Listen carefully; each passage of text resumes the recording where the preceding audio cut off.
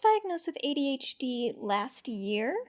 I know that opening an episode that has nothing to do with ADHD by talking about my diagnosis kinda makes me sound like Gabby Hanna circa 2021. This is hyperactivity. This is ADHD. This is the H in ADHD. This is what it's like to live with ADHD. I was masking because I have ADHD. I'm telling you, realizing my ADHD diagnosis, no, I have to stand right here. I was about to walk away. I do that all the fucking time. I fucking start the water of the Brita and then I walk away from it because I have ADHD. ADHD TikTok as well is pretty unbearable and full of misinformation. Like, I don't know who needs to hear this, but being bothered by the sound of other people chewing is actually not a symptom of your ADHD. It's a pretty common disturbance for all people, including those outside of your little exclusive executive dysfunction club. I'm so sorry to have to be the one to tell you that. But to defend Gabby Hanna and the TikTokers for a second, I'll say that when you're a full-ass adult and you get told by a doctor that you've been neurodivergent your whole life without even realizing it, it is sometimes hard to shut up about your diagnosis because it kickstarts a whole discovery process which will have you recontextualizing pretty much your entire childhood, adolescence, and early adulthood. Looking back at my own childhood, I was exhibiting symptoms of extreme inattentiveness from a very young age, and it made me feel really insecure because I didn't know why, but I just always felt like everyone else was ahead of me, or just present in the world more so than I was. Like, the number of times I experienced the realization that everyone else in the classroom was handing in homework I didn't even realize had been assigned because I wasn't paying attention was, in retrospect, kind of pathetic. Despite my insecurities, though, I still had a huge ego and I was very competitive. I hated feeling like I was bad at anything or that someone else got something over on me, so I became incredibly good at using my intermittent perceptiveness to pick out the smallest bits of information that I would need to trick people into thinking that I knew what I was doing. As a kid, though, because I was an only child and hated leaving my bedroom, I didn't socialize with people my own age as much as I think the average kid did. It was mostly just me, my parents, and my dog. But I realized that every time my parents were having a casual conversation and making references that I didn't understand, 10% of the time they were talking about a family member that I probably did meet at some point but couldn't recognize by name because I wasn't paying attention when they were introduced to me. But then 90% of the time they were talking about pop culture or celebrities. At 30 years older than me, they obviously had more time to develop their own repertoire of references, often from eras that predated my birth, but I hated getting stuck in a conversation with someone where they were referencing things I didn't know about. It triggered the same feeling of embarrassment and shame that sitting in class empty-handed while everyone else turned in their assignments did. Like, people around me were just a part of the world in more effective ways than I was. Listening to my parents, I figured out that in order to minimize the amount of time I could get stuck in a conversation like that was to make sure that I knew as many pop culture references as possible, especially anything related to celebrities. By high school, when I had a TV in my room with basic cable channels, spoiled, I know, I decided that I was going to keep my TV on the E channel, all the time. And I did.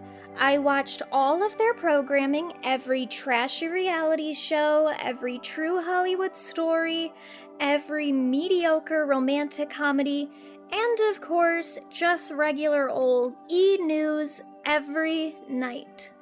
I didn't do it because I was entertained, though I was entertained. I did it for the educational purpose, thinking that in adulthood, being a good conversationalist would mean knowing a shit ton about celebrity gossip. I might have gone a little overboard in my educational pursuits. Welcome, by the way, to the Medusone podcast, a pop culture podcast where I talk about celebrities way too much. But I also wouldn't say that I was wrong. To this day, I know very little about World War I. Really, all I know about it is that Adolf Hitler took Germany's loss, really hard. But my ignorance in regards to world history has yet to really affect me in my adult life. I haven't needed to know about World War I in any casual conversation I've ever had. If I didn't know who Nicole Snooki Polizzi was, however, I definitely would have found myself in a couple discussions in which I felt a little lost. I can already hear some of you more pretentious listeners saying, "What a sad commentary that is on our modern society." But let's be clear. People knowing and talking about pop, aka lowbrow culture, more than historical events, isn't a new phenomenon, and it's not even preventable or necessarily bad. If the average American is expected to work 40 hours a week and only get 2 days off, which is often spent running the errands and doing the chores you couldn't do on a workday anyway, do you really expect people to spend their downtime trying to learn about global politics or whatever topic we might deem as more important than the trashy exploits down at the Jersey Shore? Of course, people are gonna want to intake media that has a low demand for emotional or intellectual labor and is relatively easy to access on a low to median income. Maybe I should know more about World War I, but to be honest, learning about events where millions of people died is kind of a bummer, and I suck at remembering dates, the names of battles, generals, or sometimes even just countries. Geography is not my thing, and it never will be, so leave me alone. I have ADHD. Learning about celebrity drama, though, is fun. It's emotionally engaging, but from a safe distance, so you can hypothesize about why Brad and Angelina broke up without actually having to deal with any of the emotional baggage of their divorce that you would if you were intimately a part of their lives. And isn't it interesting that when I said Brad and Angelina, you knew who I was talking about without me actually having to give any context? I didn't even say their last names, but you didn't need me to, because most of us already hear about celebrity scandals on a daily or near daily basis, and we talk about those scandals with each other. Because if celebrity gossip is so accessible to the average American, we can use our knowledge of it as a tool for social bonding and community. This is all a long intro to express my deep frustration every time I hear someone imply that celebrity and quote, lowbrow culture is 100% frivolous or unimportant. How could something that everyone is talking about all the time possibly be unimportant? The way we talk about the seemingly frivolous events of celebrity culture is revealing for American sociology, and what celebrities do does affect us, often in such transformative ways that it can be hard to pin down. I know that a lot of people will roll their eyes when they see the title for this episode and realize I'm talking about the Kardashians, a family that's become synonymous with vapid entertainment and gluttonous tabloid culture. And certainly at this moment, the Kardashians' presence in the media is sometimes overbearing and tiresome. But that's exactly why I think it's important to talk about them. If you're annoyed that the Kardashians are as famous as they are, I won't argue with you about whether or not they deserve that fame. The entertainment industry has never been a meritocracy, so I don't think there's a way to say that anyone does or doesn't deserve their success, since there's no way to objectively earn it. But I will argue with anyone who says we should stop talking about the Kardashians because they don't matter. Since their official entrance into the world of celebrity in the late 2000s, the Kardashian family has had an immeasurable impact on reality TV, social media, Western beauty standards, tactics in advertising and marketing, and more. And they developed their capacity for influence by being keenly aware of how celebrity as a practice operates. They are experts in maintaining their fame. Plus, they were oftentimes in the right place at the right time, making their reign over pop culture outlast any of their predecessor celebutants. Paris Hilton is still iconic, but she didn't hold on to her it girl status as securely as Kim K managed to. Understanding how the Kardashians succeeded where those who came before them couldn't means trying to understand how the entertainment industry works, and that's indicative of how we as a society consume content. So this is episode 1 of a retrospective series about the Kardashians that we'll come back to intermittently throughout the podcast. We'll take a chronological look at the history of America's royal family, not only to trace their development as people and as a brand, but to talk about what that development says about us and our values. I can't say that it's going to be an objective look at the Kardashians because I'm making it, and I'm not, nor have I ever attempted to be, an objective party for anything. I have opinions, and they will come up, but to be clear, this is neither a pro nor an anti-Kardashian series. My goal isn't to gas them up and inflate their value for our society, but it's also not to imply that they represent everything wrong with the world either. So whether you're a Kardashian stan or not, at some point I'm probably gonna say something that pisses you off, but I'll probably also say something that you agree with. So, in my opinion, you should just keep listening. I know I'm biased, but that is my recommendation. For the first episode of the series, obviously we have to discuss the background of the Kardashian family and explore what they were up to before they became a lightning rod for discourse.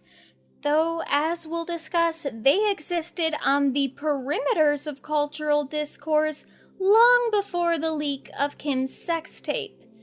But as we get into all of this, I have to issue a moderate to severe trigger warning for this episode. There will be some brief but intense discussions of domestic abuse, domestic violence, and naturally, murder coming up. So feel free to tap out whenever you need to. Before all of that, though, this story starts with a girl named Kris Hewton, the daughter of Bob Hewton and MJ Shannon. MJ owned a children's clothing store, and Bob was an engineer and prospective entrepreneur, but his dependence on alcohol squandered his potential, and Bob essentially abandoned his family when Kris was about 7 years old. Kris kept in touch with her father infrequently, and he died when she was about 20, but she was raised primarily by her mother and grandmother, already setting a standard for the Kardashian family's popular conception as a matriarchy. As much as women have always reigned Kris's household, hers and her daughter's relationships with men have not always left them the most empowered. I bring this up because while there are absolutely legitimate reasons to criticize the Kardashians that, don't worry, we'll get to, a lot of the demonization I see of them likes to portray the family as a pure matriarchy that takes advantage of all the men in their lives and possibly even ruins their lives. But in most of the relationships the women enter, they're not the ones holding most of the power. We can see that early on with Kris's first serious relationship with pro golfer Cesar Sanudo, who Kris met when she was 17 and he was 29. At least that's the approximate age, but more on that in a second. Caesar may not have been the most age-appropriate partner for a still underage Kris, but he was rich and led a lifestyle that Kris, her mom, and her grandmother all admired. Kris and Caesar quickly got engaged and moved in together. By together, I obviously mean Kris moved into Caesar's house since he was the one with the cash flow. I know plenty of people will look at that situation and others to follow and deem Kris a gold digger, and to that I say, so? I am a passionate defender of the gold digger, at least in its popular conception. What people are usually talking about when they're calling someone a gold digger, it's a woman, usually young and conventionally attractive, who takes advantage of a rich, usually older man for his wealth and lifestyle. I'll be honest, I don't see a problem with that. Historically and currently on average, men make more money than women. They also have more social influence, while women are more often sexually objectified, and many women decide to make their living from profiting off of that objectification. Obviously, some women work in the adult entertainment industry or as sex workers, but even in more menial industries, women find ways to profit off of the male gaze. Are you tired of bikini bars with hideous girls? Then go to the finest bikini bar, Cloud9 Sports Bar in Long Beach. They have the youngest, hottest, and friendliest bikini bartenders. Lady Jane's, haircuts for men, leather recliners, flat screen TVs, the most beautiful stylist ever giving you an awesome haircut for only $10. Lady Jane's, are you man enough? You gotta get down to Hooters. Here she comes, a girl next door, hanging with good friends and more. Come on, what you waiting for? You gotta get down to Hooters. While many of us have a romanticized view of marriage and monogamous partnership as something full of passion and mutual adoration, some people make the decisions in their love life based pragmatically upon the kind of life they want to lead, not necessarily a partner they're obsessed with. And even though women are the ones primarily shamed for marrying men they're not head over heels in love with, statistically, marriage as an institution benefits men way more than it benefits women. Fun fact, studies have shown that on average, becoming a widow actually boosts women's happiness. So many women out there are just quietly waiting for their husbands to die, whether they realize it or not, and most of their husbands probably aren't even rich. So I don't see why we're so shaming of women who want to get something more out of the deal, especially when, for most of American history, women were expected to be unemployed homemakers whose economic standing was predicated solely on the income of her husband. Maybe Anna Nicole Smith did go into her marriage waiting for her 80-year-old husband to kick the bucket so she could get a big payout, and I wouldn't blame her. If you, as a hot 20-something-year-old with great tits that you invested money into and underwent surgery to achieve, decide to have sex with a creepy 80-something-year-old billionaire under the promise that he'll take care of you and your child financially for the rest of your life, you earned that money. Let's not pretend the octogenarian is a victim in that situation as if he had pure intentions going into the relationship. In most classic examples of women getting accused of being gold diggers to their male partners, there's also a flip side with the male partner just wanting a hot young trophy wife. It's an equally transactional affair. Don't you know that a man being rich is like a girl being pretty? You might not marry a girl just because she's pretty, but my goodness, doesn't it help? And if you had a daughter, wouldn't you rather she didn't marry a poor man? But You'd want her to have the most wonderful things in the world and to be very happy. Oh, why is it wrong for me to want those things? So I don't want to hear any shit about how Kris Jenner was wrong for always taking up with men potentially for her financial benefit. With Cesar Sanudo, she was a 17-year-old taking advantage of a grown-ass man who was probably already taking advantage of her youthful naivete. But the lush lifestyle she got with Cesar didn't satisfy her for long. Kris likely had many affairs over the course of her life, though most of them are only alleged. What Kris herself has confirmed, though, is that while she was engaged to and living with Cesar, she began a relationship with a successful attorney named Robert Kardashian. Like Cesar, Robert was older than Kris, though exactly how much older is unclear. Kris published an autobiography in 2011 called Kris Jenner and All Things Kardashian. I didn't have time to read it, but I did have time to listen to the 2 episodes the Celebrity Memoir Book Club podcast made about it, and they made some points about the inconsistencies within the book regarding Kris's age. Kris claims she met Robert when she was 18 and he was 29, but the podcasters Claire and Ashley have a different idea. I went and did some math, actually.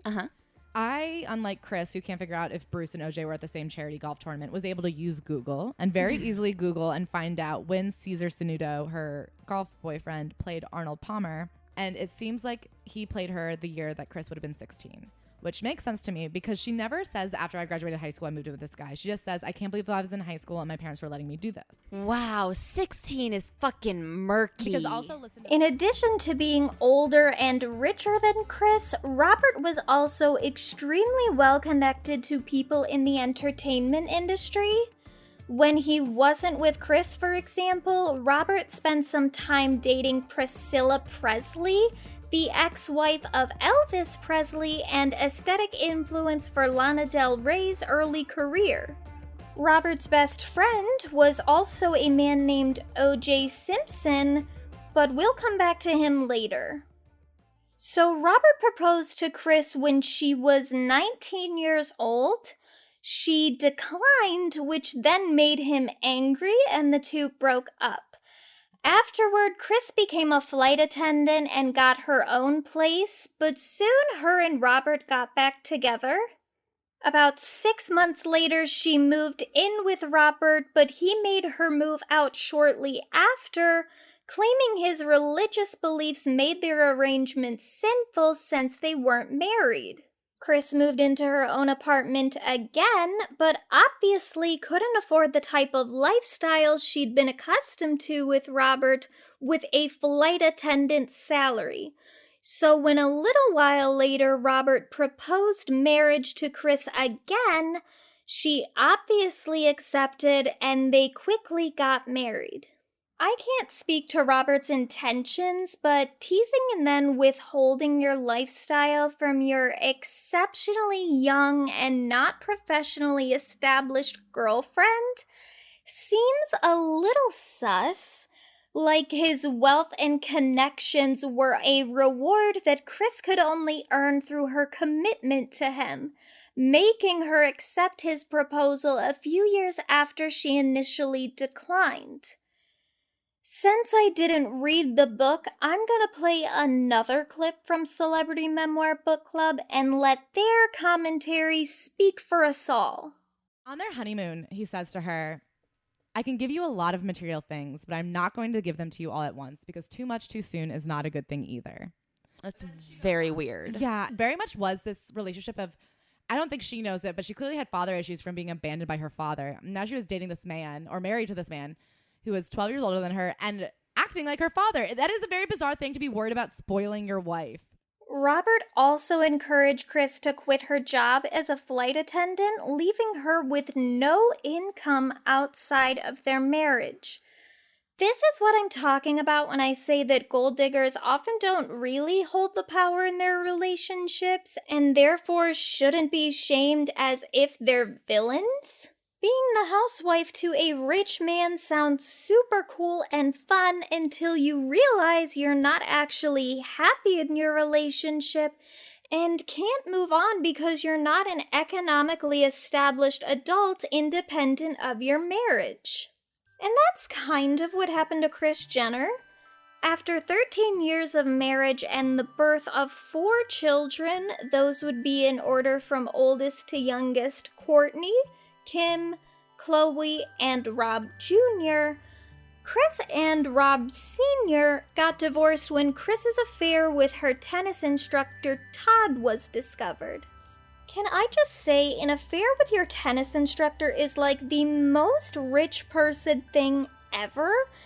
It's like cliche. I feel like women only get tennis instructors specifically to cheat on their husbands. No one needs to learn how to play tennis that bad. Anyway, with the separation and divorce from Robert, Kris had essentially nothing. Robert froze all of her credit cards, which he had been paying, and that is kind of fair considering she cheated on him and betrayed their relationship, but also he was the reason that she quit her job as a flight attendant. He was the reason she didn't have income outside of their relationship. Kris later told the Wall Street Journal that during her first marriage, she'd never had to pay bills on her own. So when she got a divorce, she was left with basically nothing. Luckily, Kris found a new husband to build her preferred lifestyle with.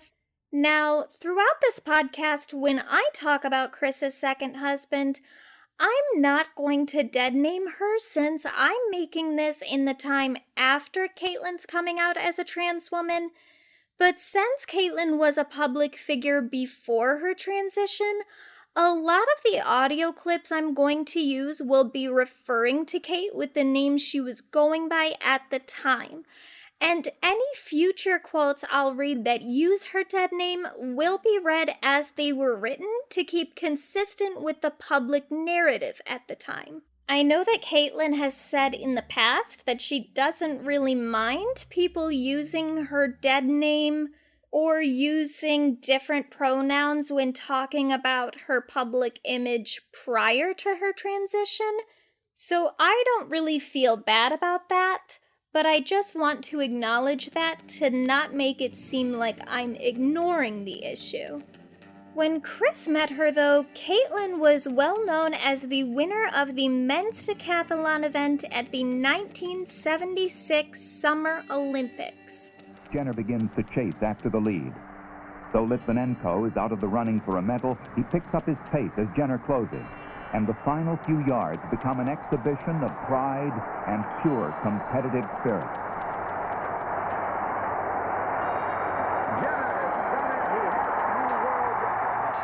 I'm not a sports person, but from what I understand, this was a big deal, especially since Caitlyn's strongest competitor was a man named Mykola Avilov. I hope I'm pronouncing that correctly. I couldn't find any footage that would say his name, so I'm kinda just flying blind. But Mykola had won the same event in 1972 and represented the Soviet Union, a nation we were kind of beefing with in that era. With her win, Caitlyn became an American folk hero whose celebrity skyrocketed, starring in movies, becoming a co-host for a short-lived daytime talk show, and taking on a shitload of endorsement deals. Jenner's really piling up the points. He sprints through the hurdles for 8:66. He hurls the javelin for 8:62. He's done it! Bruce Jenner set a new world decathlon record! I spent a good part of my life getting ready for that day. I worked out a lot, ate a lot of Wheaties. Because a complete breakfast with Wheaties is good tasting and good for you. Hi, I'm Bruce Jenner. Will the U.S. archery team bring home the gold? Soul 88, America's Hopefuls is brought to you by Advil, advanced medicine for pain. Bruce Jenner shoes! Don't buy them because my name's on them. Buy them because they're Buster Brown, the neatest shoes on the blocks. I never thought I would experience the challenge of the decathlon again. I was wrong. For your Atari 2600, the Activision Decathlon, let the games begin.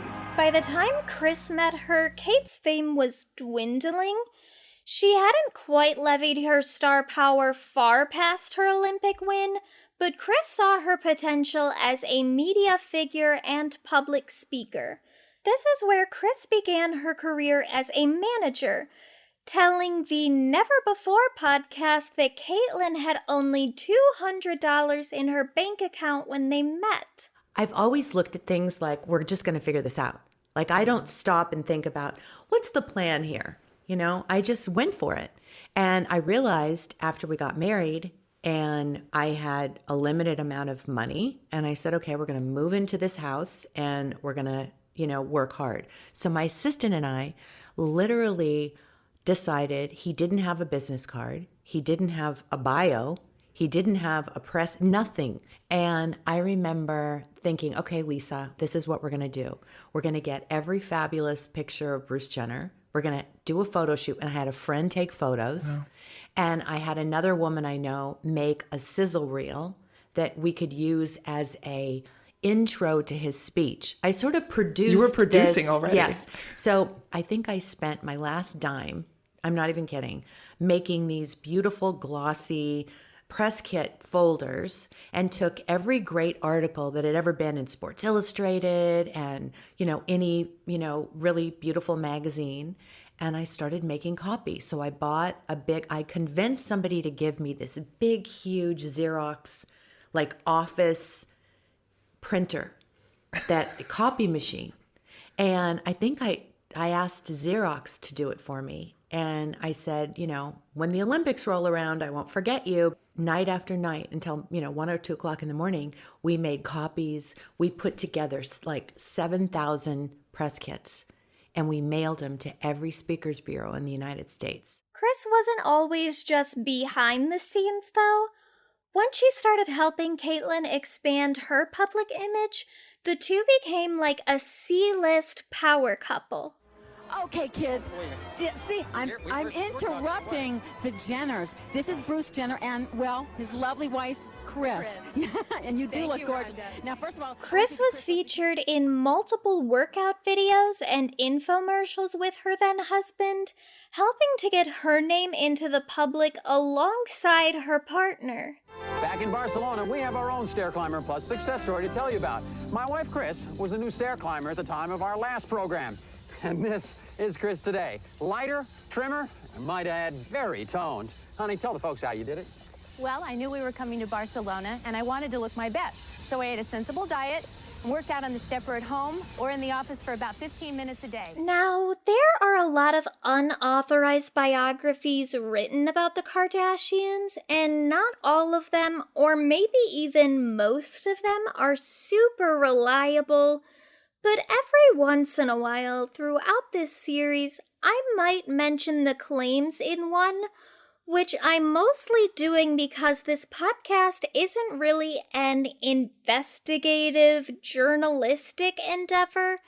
It's more of a look at public narratives and what we can gather from those.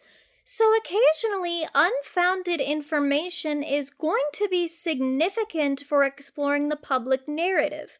But I'll do my best to clarify when certain rumors are unconfirmed. Like this one from the Dirty Sexy Money, the unauthorized biography of Kris Jenner by Kathy Griffin and Dylan Howard. In this book, the authors claim, and it doesn't sound unlikely to me, that in early 1994, Kris had signed a deal to launch her own TV network called Fit, which would host 24-hour fitness programming. Kris had some alleged business partners, of course, one being her husband, unsurprisingly, and one being theirs and her ex-husband's mutual friend, O.J. Simpson. If you have even a minimal amount of knowledge of 1990s pop culture, you can probably guess why this deal fell through. But let's back up a little bit. The popularity of American football goes on and on. Today it even has its own TV series starring one of the greatest running backs of all time, O.J. Simpson. Like Caitlyn, O.J. began his life in the spotlight as an athlete, becoming a running back for the NFL in 1969. Now, I know nothing about football, including what a running back is, but I understand that O.J. was good at it. According to his Wikipedia page, he was the only player to rush for over 2,000 yards in the 14-game regular season NFL format. If you understand what that means, you can email me and tell me if it's a big deal. Or honestly don't, because I don't care. Anyway, once O.J. left the NFL, he transitioned his career into working within the general entertainment industry. I consider myself first and foremost a businessman. I have a number of businesses, a number of companies that I run that fortunately we've been very successful. And I like business. And, because of doing a few shows, becoming friends with Irwin Allen and the late Quentin Martin, Lee Strasberg, I got involved in the film business just from my relationship with them. And I enjoyed it. O.J.'s talents as a sports star are lost on me, but I definitely can recognize his skills as an actor and public speaker. He had a sort of superficial charm that at least seemed genuine. Maybe I'm looking at everything with the hindsight of later events, but clips of O.J. creep me out for that charm specifically.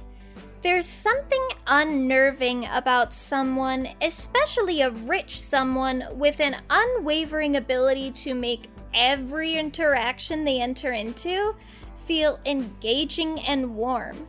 People that smile a lot or make the perfect amount of eye contact every time they talk, I generally do not trust. which is why Elijah Wood has fooled everybody else in the world except for me.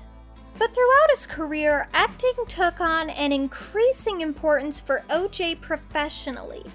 His final film was a 1994 made-for-TV movie called Frogmen, which is still unaired to this day because of an incident? O.J. Simpson, now formally charged with a pair of gruesome murders, is a fugitive tonight. There's a manhunt underway in Southern California, and O.J. Simpson, the 46-year-old former football star, one of America's best-known personalities, faces the possibility of the death penalty. O.J. met Robert Kardashian and became besties with him in 1967. And Kris became close friends with O.J.'s partner, whom he married in 1985, named Nicole Brown. To this day, Kris says she didn't know about O.J.'s abuse of Nicole until after her death, or at least she didn't realize the severity of it, but it was severe. I'm going to play a 911 call from Nicole on a night in which O.J. was lashing out at her. It is pretty intense, so if you don't want to hear it, skip forward about a minute. Can you get someone over here now to 325 Gretna Green? He's back. Please. Okay, what does he look like? He's O.J. Simpson. I think you know his record. Could you just send somebody over here? Okay, what is he doing there? He just drove up again. He just drove up? Over? Okay, wait a minute. What kind of car is he in? He's in a white Bronco, but first of all, he broke the back door down to get in before. Okay, wait a minute. What's your name? Nicole Simpson. Okay, is he the sportscaster or whatever? Yeah. Okay, Thank you. Wait a minute. We're sending the police. What is he doing? Is he threatening you? I'm going nuts. Okay, has he threatened you in any way, or is he just harassing you? You're going to hear him in a minute. He's about to come in again. Okay, just stay on the line. I don't want to stay on the line. He's going to beat the shit. Wait a minute. Wait, just stay on the line so we can know what's going on until the police get there, okay? Okay, Nicole? Uh-huh. Just a moment. Does he have any weapons? I don't know. Okay. He went home, and now he's back. My kids are upstairs sleeping, and I don't want anything to happen. That recording was from October of 1993, and it was the second 911 call Nicole had made that night to report the abuse that O.J. had inflicted upon her. She'd reported her abuse to police many times throughout their marriage, but O.J. was only arrested once after an incident on New Year's Day in 1989. He pleaded no contest to spousal abuse, but Nicole's own parents encouraged her to drop the charges and reconcile with O.J. since he was helping their family financially. When Nicole and O.J. split, Kris was hopeful that the two of them would follow in hers and Robert's footsteps with a mostly amicable divorce, but that did not happen. On June 12, 1994, Nicole and her friend Ronald Goldman were murdered by a gruesome knife attack outside of Nicole's home. O.J. was later acquitted for the murders, but a civil lawsuit in 1997 contradictorily found him responsible for the victims' deaths. No matter what any of the courts say, though, let's be clear. O.J. did do it. There's a fuck ton of evidence against him, including DNA evidence and a literal blood trail going from the crime scene to O.J.'s Bronco and all the way to his bedroom at his private residence. And how O.J. killed these two was absolutely disgusting. Like, all cold-blooded murders are bad, but until recently, I honestly didn't realize how gruesome these deaths were, and I'm going to go over it quickly, so skip ahead if it disturbs you too much. But I want to be really clear about what this man did, because this wasn't a crime of passion or the result of a brief violent outburst. This was premeditated, at least for Nicole, whom O.J. stabbed multiple times in the head and the neck. Ron Goldman was a close friend of Nicole's and a waiter at a restaurant Nicole had dined at earlier in the evening. When she left her glasses at the restaurant, Ron put them in an envelope with the intention of returning them to her on his way home from work, but he came upon OJ's attack of Nicole instead. In order to ensure there were no witnesses for Nicole's death, Ron was attacked and killed as well. From the investigation, it then seems like OJ returned to Nicole's already dead body after killing Ron, stepped on her back, and lifted her head to slit her throat further. When investigators arrived, Nicole's head was barely attached to her body, and the theory is that OJ's original plan for the murder was to stage a drug deal gone wrong, specifically a deal with Colombian drug lords who were reported to utilize a form of post-mortem utilization during the La Violencia period called a Colombian necktie, where they would pull the victim's tongue through a deep cut in their neck and leave it dangling, kind of like a necktie. OJ was trying to portray Nicole as the victim of vengeful drug dealers due to her closeness with her friend Faye Resnick, who'd been a known cocaine user and had failed to pay for her drugs in the past. Nicole was therefore supposedly a casualty in some Colombian drug lord's retaliation against Faye. But let's be clear, the era in which Colombian neckties were ever known to be a thing ended in 1958, a whole 36 years before Nicole's death. And there have never been any reports of this kind of mutilization happening on U.S. land. So even if OJ's plan had been executed with 100% success, and there wasn't a trail of blood leading back to his bed, the idea he had come up with was preposterous to begin with. But OJ had been caught abusing Nicole publicly for years, and every time he got away with it. Even when the civil trial found him responsible for the 2 deaths, he never paid the full amount he was ordered to pay. You'd think, after literally getting away with murder, that you'd chill on the crimes, but not for OJ.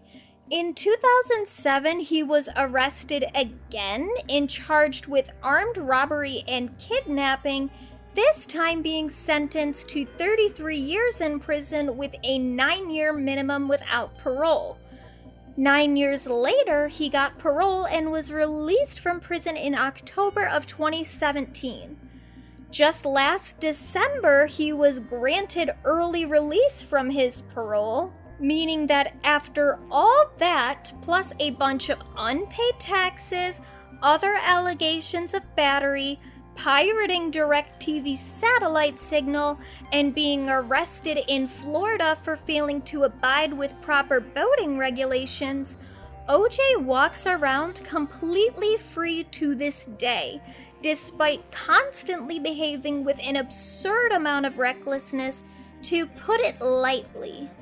The point is, O.J. Simpson is a murderer and an evil man, but Robert Kardashian was convinced of his friend's innocence for at least a portion of the criminal trial against O.J. that started in 1995. Though Robert hadn't been a practicing attorney for about 20 years, he renewed his license to become a part of O.J.'s defense team. With everything we've discussed so far, I know most of it doesn't paint Robert Kardashian in the best light. Being loyal to your friend is good most of the time, but generally not when they brutally murdered their own ex-wife out of pure rage. If OJ's defense team had a moral backbone, though, Robert Kardashian was it. He wasn't trying to get OJ off for something he thought he might have done. He was steadfast in his belief that his friend was innocent, telling Barbara Walters, I looked him straight in the eyes. He was in jail, and I said, OJ, I'm going to ask you a question. And he said, what? And I said, did you commit these crimes? And he said, I did not. I am innocent. I did not commit these crimes. And he started to weep. And Barbara, I have been in business with this man. I have known this man for 25 years. He has never lied to me, and I believed him, and that's why I've been by his side throughout this whole ordeal. As the trial went on, his suspicions of O.J. seemingly increased. If you watch footage from the trial's verdict, O.J.'s defense team is outwardly celebratory of his win, except for Robert, who looks shocked, confused, and almost a little upset, like he might have been regretting his involvement in the case. This is from a later interview with Barbara Walters. I asked you if you yourself doubt O.J. Simpson's innocence. I have doubts. Why? The blood evidence is the biggest thorn in my side. That causes me the greatest problems. So I struggle with the blood evidence. What is your relationship today with O.J. Simpson? The relationship is not the same as it once was, nor will it ever be. Why not? Because I have doubts. Throughout the trial, though, Robert was Team O.J., Kris and Caitlin were decidedly not. Despite having a mostly amicable divorce, Kris and Robert were on opposite sides of the courtroom. While Robert was working on O.J.'s defense team, Kris was working closely with the prosecution. At one point, she was set to be called as a witness, but the prosecutors changed their strategy. Still, Kris believed that O.J. was guilty and was understandably upset that her ex-husband was defending her best friend's killer. The Kardashian children were caught in the middle, but the hurt Kris caused her family with her affair and split from Robert still affected her daughter's view of their mother. They told Oprah, always in life, we always protected our dad because we felt bad for him because he didn't want the divorce. We knew it was my mom's fault, and we were really well aware. So, were you aware of the affair at the time? Yes. You were? Courtney and I, for sure, we were really aware. I wasn't. I still wasn't aware until recently, to be honest. Really? You weren't aware until when? The book? Honestly, I swear. What? But you were really angry about it. I think to myself, like, I'm trying to put myself in her shoes, and I'm like, I would never do that to my family. At one point, they even entered the courtroom with their father and sat on the opposite side of their mother. I hate to parent shame because I don't have any kids, but I do have to say, I think it's a little inappropriate to bring your children in to watch a murder trial that involves people they intimately know on both sides. But whatever. It's a good example, at least, of how central the Kardashians were on this case. They weren't just the children of a man who happened to represent O.J., they called O.J. Uncle O.J. and Nicole Auntie Nicole, so their family's closeness with the two parties was already likely damaging to them emotionally. Then, both sides were taking up refuge in their two homes. Here's Kim and Chloe on The Howard Stern Show. Courtney and I just believed everything that my dad would do. Right. We were such daddy's girls because we felt like, you know, my mom had remarried so fast and it kind of broke my dad's heart and she moved on. So we just sided with my dad no matter what it was. Right. So at the beginning, my dad definitely did believe in OJ, couldn't believe that his best friend would do that.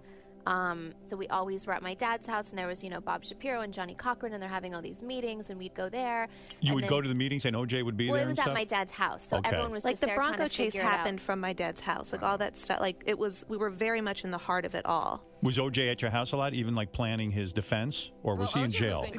He was in custody, right? They didn't release him, right? But Okay, so before yeah. he was staying at our house, and Yeah. then we'd go to Right. my mom's house where Faye Resnick was living, and she was really close to the Brown family, so we'd hear one thing, and you know, It was very divided. OJ, and then going to my dad's house, and it was all pro OJ, and we're like, wait, what do we believe? And so we Right, because your mom's probably sitting there going, that's my best friend, and OJ killed my best friend, and now my ex-husband's defending him, and you guys are caught in the middle in a sense during this whole thing, saying, gee, who's right? Who's telling the truth? I know for us as kids, it was very hard. Like for me personally, I just felt like If I was at my mom's, I couldn't really talk about my dad. If I was at my dad's, I couldn't talk about my mom. We'll talk about the infamous Bronco chase that Chloe mentioned in a second, but in addition to that, it's worth mentioning that OJ apparently threatened suicide in Chloe's bedroom, which Robert talked about with Barbara Walters. In the book it says you said to him, "You can't kill yourself, this is my daughter's room." I said, OJ,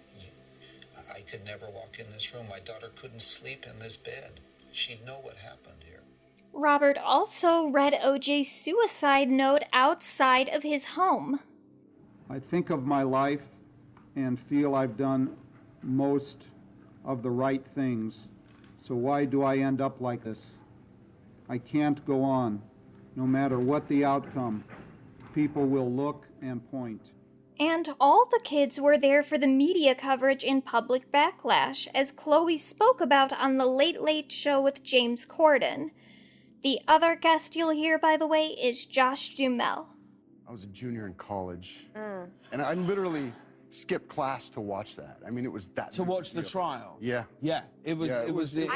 I was 10, and the teachers would close down the classroom. We'd all be watching it on TV, and I'm like, okay, that's how. Really? But that feels so odd for that for you in that situation. Must have been incredibly strange. It was so crazy. But I mean, people were really cruel during that time. Like, they used to key guilty on my dad's car. Like, when we were at church, we would walk out. Like, it was horrible at that time. They were incredibly mean and cruel. So where do the Kardashians stand on the trial today? Let's play another talk show clip and see if Dr. Phil can get to the bottom of it. Have y'all come to the opinion that he is guilty, that he did do it? Do you still think that the verdict was correct? I mean, where do y'all stand on it now? It's so funny. People ask me that all the time, and I just really try and block it out. I don't think I've ever answered it. It's not that I don't care. It's just that I think that was the biggest struggle within our family, as besides the divorce between my parents, is the biggest separation that my family's had. So why even kind of bring it up? Everyone has their own opinion, and we respect everyone's opinions. In some ways, I understand this stance. Feeling like you're being asked to pick sides on such a serious and traumatizing event when you're a child could absolutely make you not want to comment on the case in your adult life. But the Kardashian family has talked about this trial publicly on multiple occasions. They have a right to, since their experience with it did affect them, but I don't think you can simultaneously say, I want to stay out of it, while also regularly talking about it on TV. The other thing they often say to avoid picking a side is that they want to respect OJ's children by not vilifying one of their parents in the media. Again, I kind of get that. The situation was certainly always hard for OJ's kids to go through, even the ones that weren't also Nicole's. But to be honest, at some point I think there are circumstances in which it's okay to tell someone that they probably should keep their distance from a parent. When one of those parents brutally murdered the other in cold blood and shows no remorse from it, that is one of those circumstances. I don't personally think it's helpful to OJ's kids to try to shield them from the fact that their father is an immoral and dangerous man. The thing I want to highlight here, though, is the Kardashian family's ability to separate themselves from the moral implications of their actions.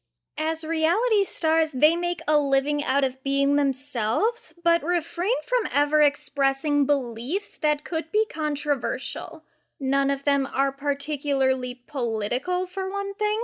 Like with the OJ trial, they want to respect everyone's opinions, meaning really that they don't want to isolate any members of their audience by ever offering a firm stance about anything. And with the OJ trial, they have enough of a distance from the actual crime at the center of the story, so it's less of a moral transgression for them to merely not place blame on the obvious killer and abuser.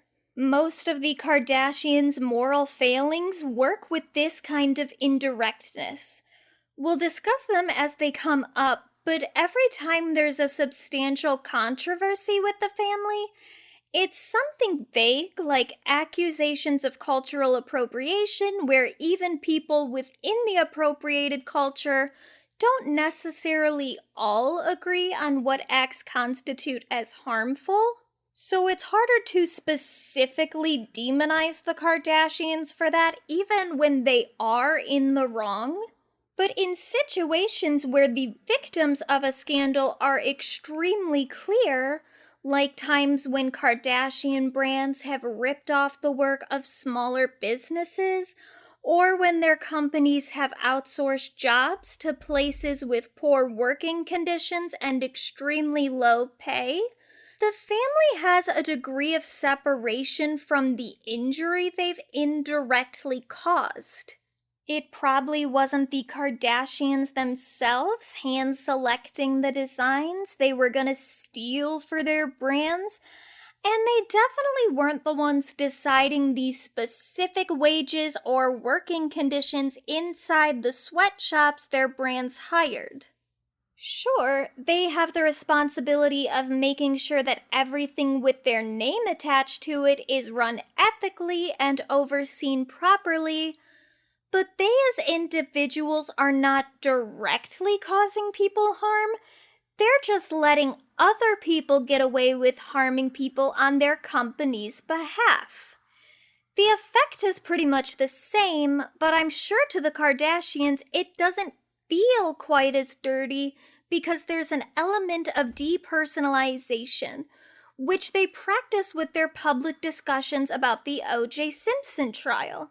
OJ's a bad dude who never fully dealt with the consequences of his absolutely evil actions, but the Kardashians never killed anyone. So why should they task themselves with condemning OJ's actions even while publicizing their connections to his case? I don't think that this makes the Kardashians inherently bad people, but it does reveal something about their sense of moral responsibility, especially in relation to their public image. While the OJ case was hard on their family, the trial also acted as a productive lesson in publicity. To some degree, we can think about the trial as a catalyst for America's current obsession with reality TV. Reality shows obviously existed prior to the murder, as did the 24-hour news cycle, with CNN being over a decade old at the time. But primetime entertainment was still dominantly made up of scripted television. The trial in full was televised, but even before that, the news cycle was enraptured with the murders due to OJ's status as both a suspect and A-list celebrity. His behavior increased the drama around the case when he resisted arrest and cooperation with the police by fleeing Rob Kardashian's home in his white Bronco, holding a gun to his head and threatening to shoot himself while his friend Al Cowlings drove the vehicle.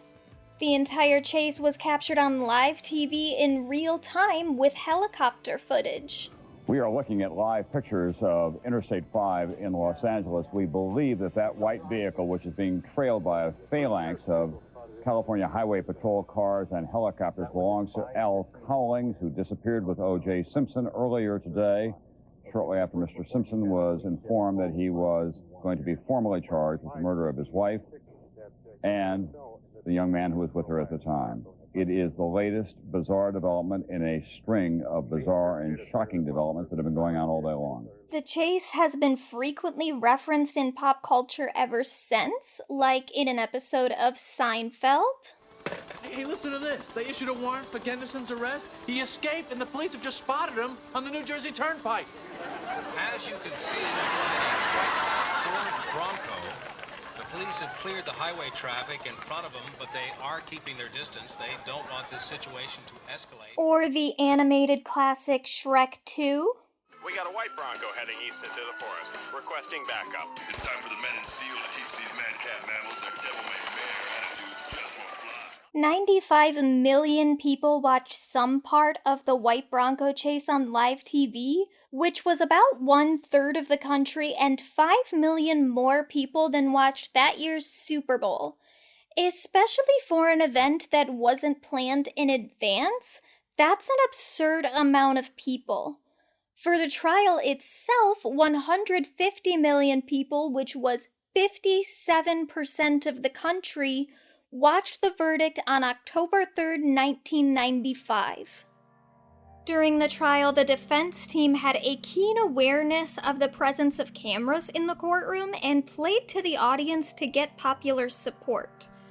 The lead defense attorney, Johnny Cochran, already had experience working in a highly publicized case with a celebrity defendant, having represented Michael Jackson after Jackson was accused of sexual abuse of a minor in 1993, just 2 years prior to O.J.'s trial. He would later represent Sean Diddy Combs, who was acquitted on accusations involving bribery and stolen weapons in 2001.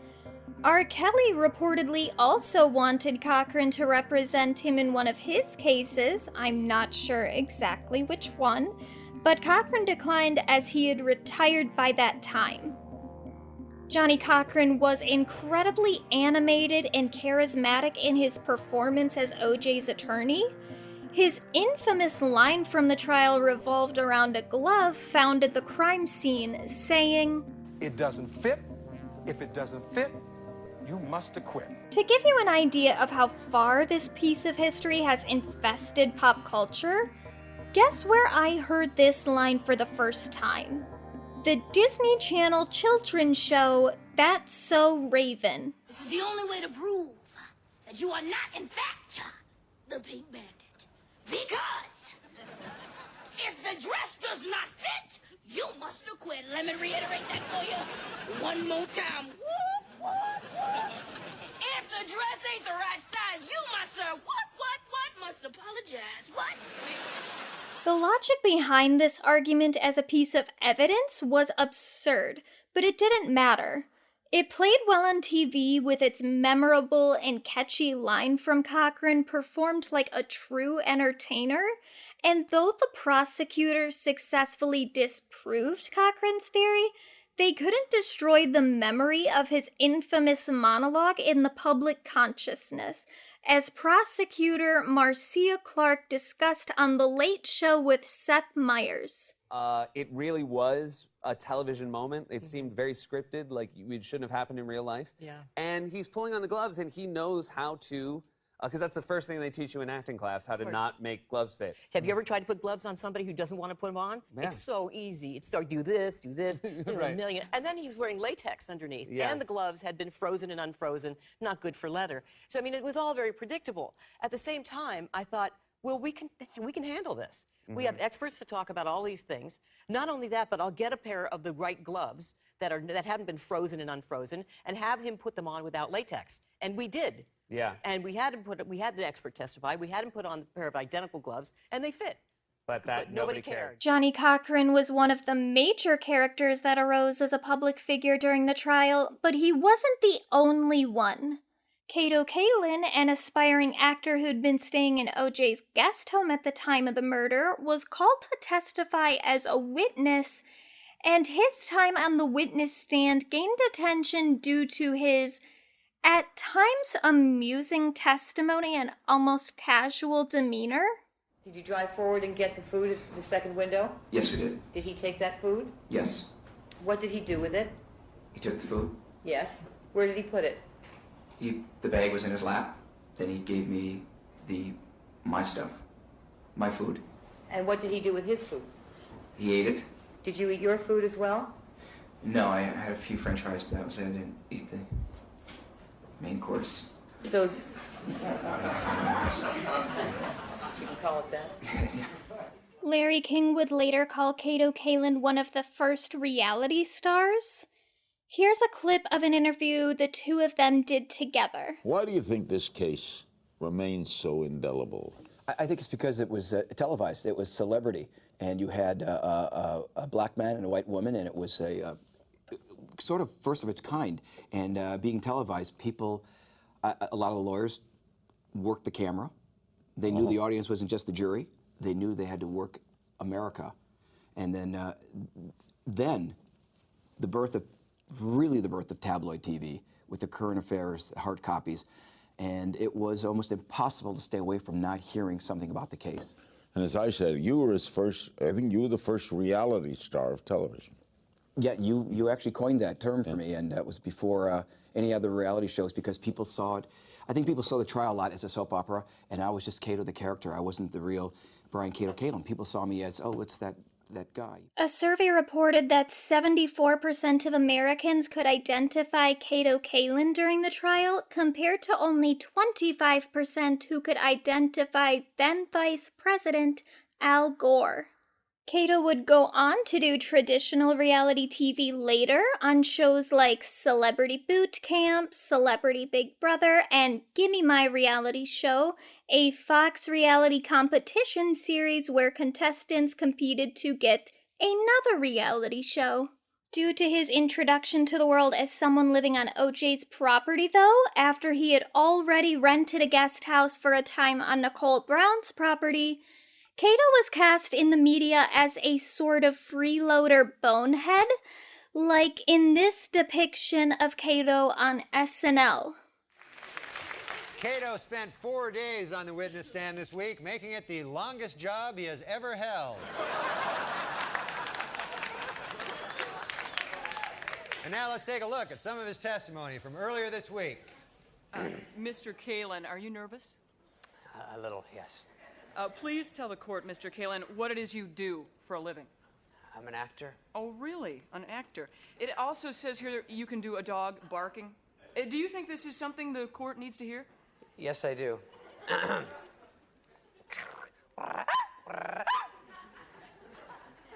So, then, Mr. Kalin, you're saying that was the sound Nicole Simpson's dog made the night of the murders? No, that's a small dog. I can't do big dogs. Mr. Kalin, you're useless. Yes, I am. If you're familiar, you can think of Cato as a tabloid version of Lisa's house guest Cedric in the first season of The Real Housewives of Beverly Hills. And speaking of the first season of The Real Housewives, I recognized during the dinner it was the hair. I think it's the extensions and the blown up fake lips.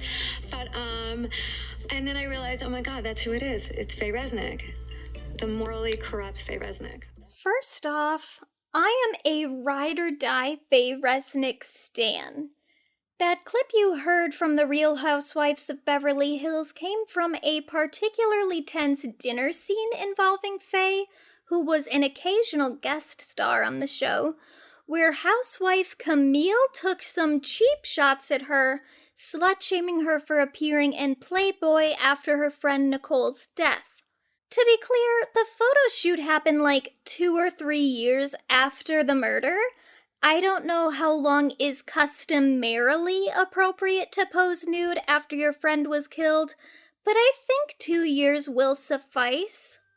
The reason most people distrusted Faye during the trial, though, was because of a book she had written entitled Nicole Brown Simpson, The Private Diary of a Life Interrupted, co-written by a gossip columnist from the National Enquirer.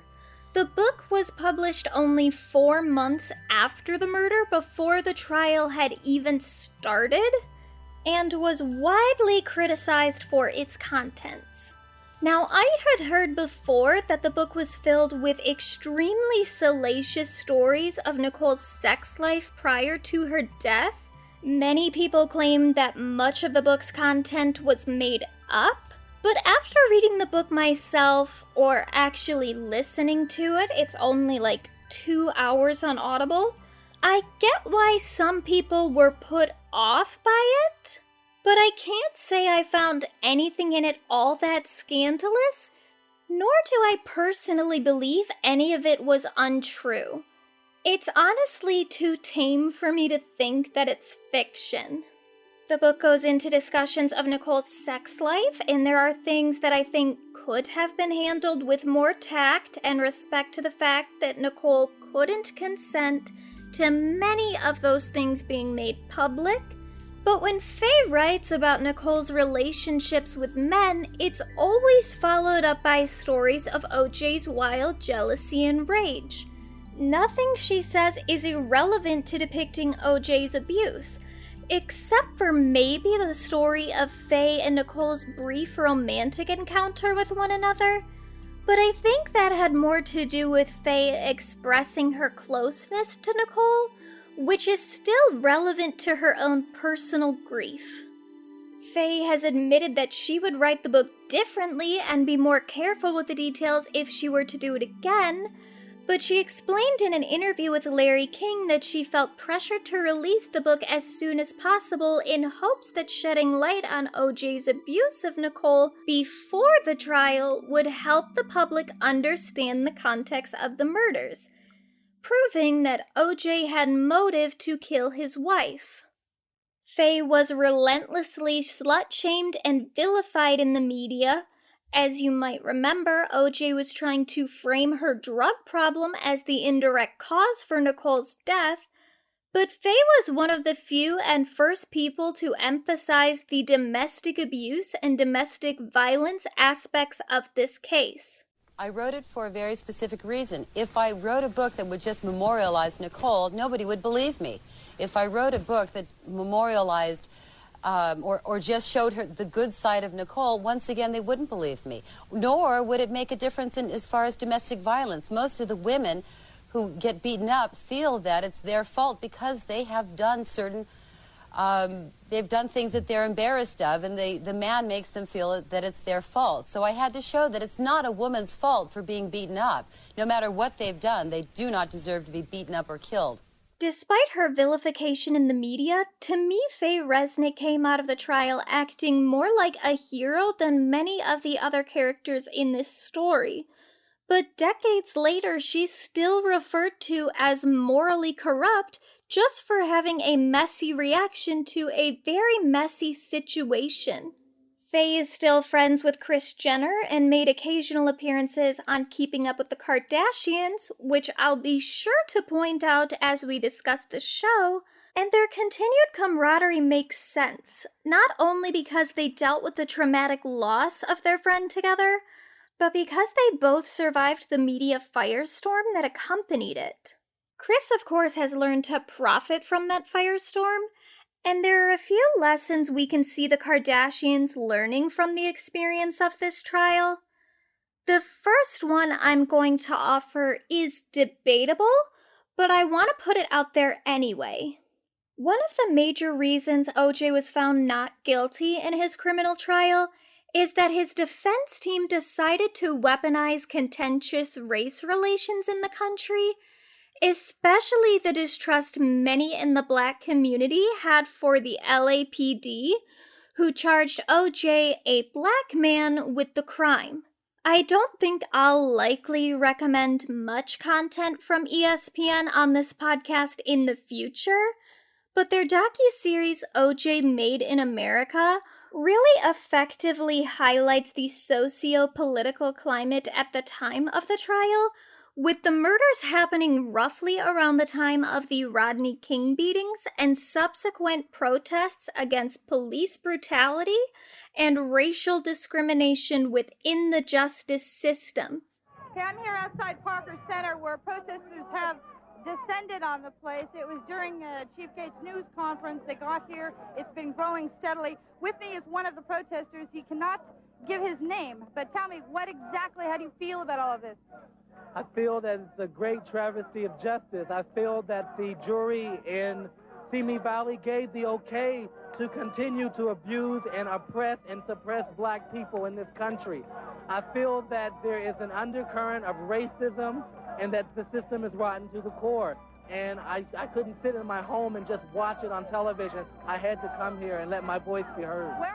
The defense team used valid distrust of the LAPD to portray O.J. Simpson as the victim of a conspiracy by the police and court, pointing the jury's attention to flaws in the initial investigation to imply planted evidence. It didn't help prosecutors that OJ's attorneys were able to obtain tapes of an LAPD officer working on the case using the N-word, implying they had planted evidence against a suspect in the past, and making some absurdly racist, homophobic, and misogynistic statements. If he sees an African American with a white woman, he would stop them. If he didn't have a reason, he'd find one or make up one. This man will lie to set you up. That's what he's saying there. He will do anything to set you up because of the hatred he has in his heart. A racist is somebody who has power over you, who can do something to you. People could have views, but keep them to themselves. But when they have power over you, that's when racism becomes insidious. That's what we're talking about here. He has power. A police officer in the street, a patrol officer, is the single most powerful figure in the criminal justice system. He can take your life. Unlike the Supreme Court, you don't have to go through all these appeals. He can do it right there and justify it. And that's why this has to be rooted out in the LAPD and every place else. Make up a reason. Because he made a judgment. That's what happened in this case. They made a judgment. Everything else after that was going to point toward O.J. Simpson. They didn't want to look at anybody else. There was undeniable evidence of OJ's guilt that couldn't be discounted and was never disproven by anything the defense argued. But let's still acknowledge that it wasn't really ridiculous to think that members of the LAPD would plant evidence specifically to frame a black man of a crime against a white woman, and the defense used that to their advantage.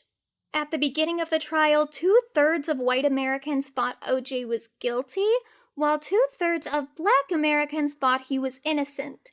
By the end of the trial, after all the evidence had been presented and everyone's testimonies were heard, you'd expect the racial divide to reduce as more people took in all the information, but the gap widened.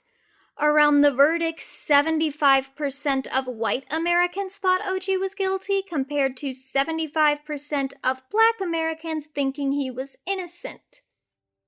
So what does this have to do with the Kardashians? There's a pretty nuanced conversation regarding the Kardashian family surrounding their appropriation of and proximity to black culture.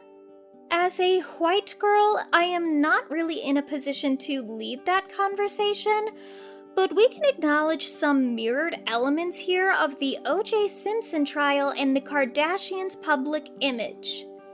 Despite the focus on potential racial discrimination OJ faced at the hands of the LAPD, OJ's previous image in the media was kind of whitewashed.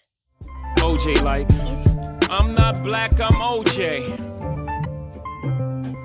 Okay. A lot of people before the murder, including Nicole Brown, according to Faye Resnick, whom I trust with my life, expressed frustration with how OJ distanced himself from black culture.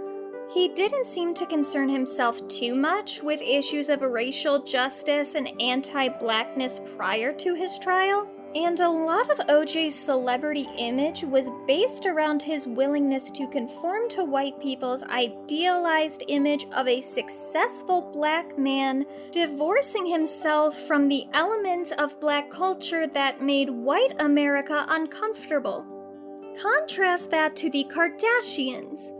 We'll talk more about their racial and ethnic identities in the next episode, but for now, as we're discussing them, the Kardashians are essentially white women with white privilege, yet they frequently appropriate elements of black culture to set themselves apart from their lily-white counterparts like Paris Hilton, or to try to make themselves more marketable to a racially diverse audience, which is why they're often accused of blackfishing, meaning they present themselves with aesthetics of the black community without they themselves being black or advocating for causes of racial justice, at least not in ways that might alienate their white audience. This is Lonnie Love talking about blackfishing on The Real. We have a problem with people acknowledging certain people and certain things. Right. And the thing is, black women for so long were ridiculed for having big butts, for having, Big voluptuous lips, shapes, full lips. And it seems like other cultures and other races, if I'm honest, are profiting off of it. And sisters are still sitting over here going, but what about us? Right. That's the only thing. That's the only problem. Well, that's a big problem. The family has appropriated cultures beyond just the Black American community, but their proximity to blackness is central to their image, even initially with Kim's arrival into the celebrity world, after which she was regularly given publicity and celebrated for her big ass. The size of Kim's butt wasn't monumental relative to the greater population. Even in celebrity media, J-Lo, a Latina, was known for curvy features prior to Kim, and Destiny's Child, a group made exclusively of black women, had already released Bootylicious years before Kim stepped onto the scene. We all know the 90s classic Baby Got Back, and the intro to that song blatantly mentions big butts as being associated with black women. She looks like a total prostitute, okay? I mean, her butt is just so big. I can't believe it's just so round. It's like out there. I mean, gross. Look. She's just so wow. I like big. Before Kim became a household name, flat asses were prevalent in media depictions of women, specifically white women who are often central to American beauty standards. Once Kim's celebrity became a mainstream success, a white girl got the credit for changing those beauty standards despite all the women of color who came before her in the booty revolution. OJ weaponized the black struggle when it could be used to his advantage. Did the Kardashians consciously or subconsciously pick up on the tactic of using proximity to blackness when convenient to improve their own image? I don't know, and I don't want to look at it too cynically, but there is some thematic foreshadowing with how O.J. Simpson won his case and how the Kardashians eventually built their own careers. There's also some more foreshadowing with this case in relation to Kim Kardashian's life specifically.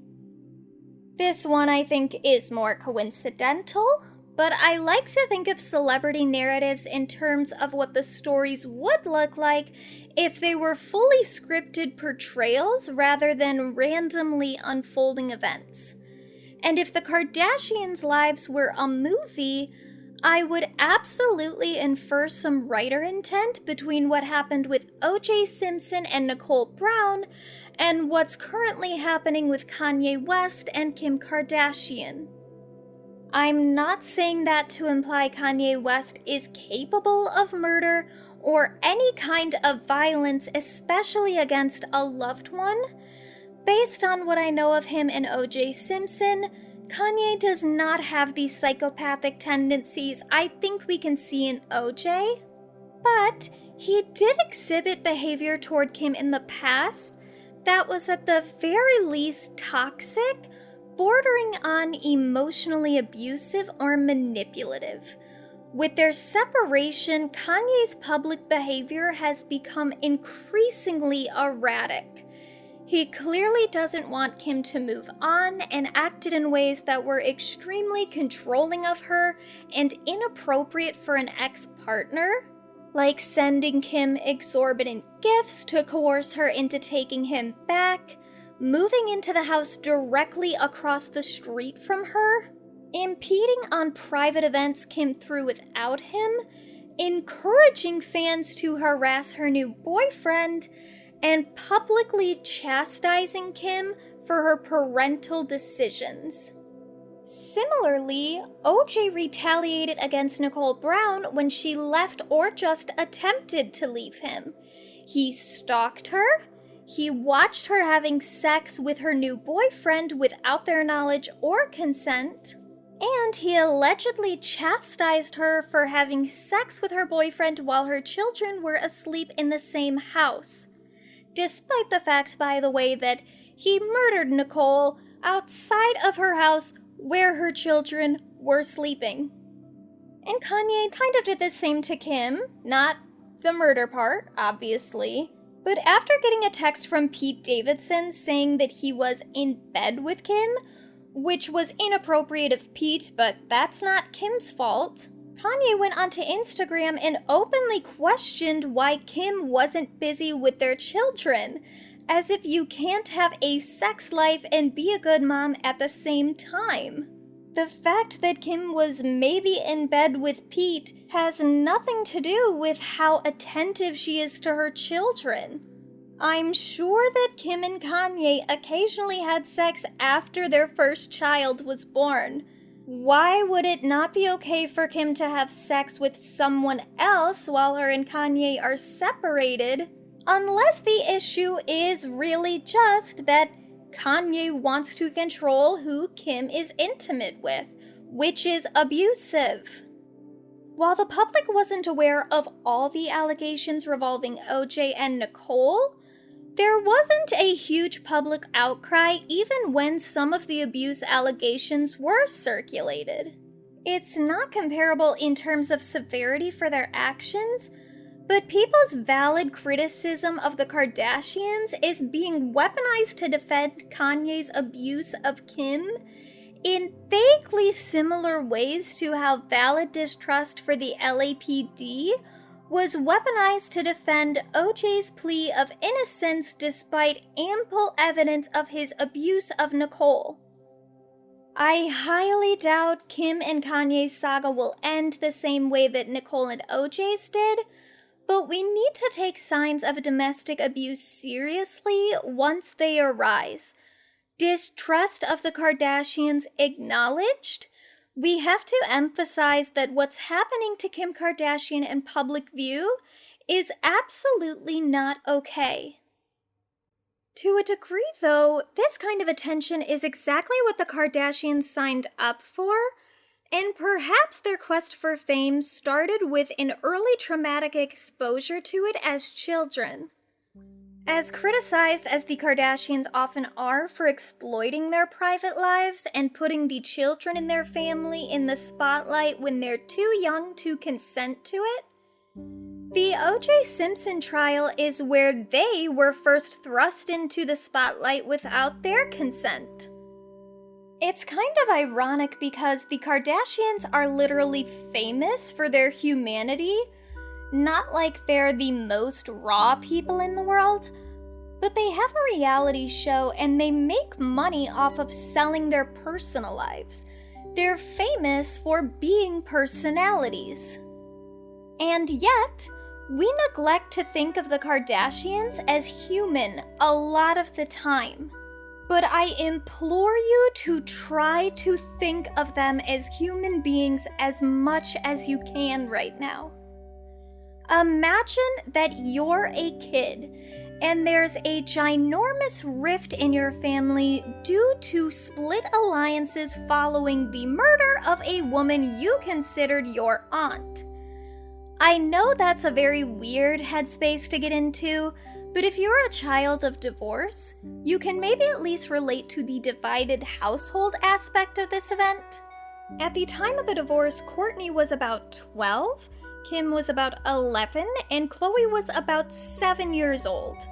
I'm saying about because I just went based off of the years, not specific dates and birthdays, and I also didn't look into Rob Jr.'s age because, honestly, who cares?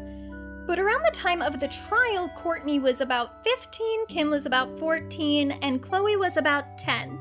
So just a few years after getting through their parents' initial split, the kids found themselves in the middle of a media firestorm that was tearing their family apart, and there was nothing they could do about it but try to withstand the public backlash, like strangers writing guilty on their father's car while they were in church. How this affected their boundaries regarding privacy can't be underemphasized, as this case continues to be a part of their narrative in questionably appropriate ways.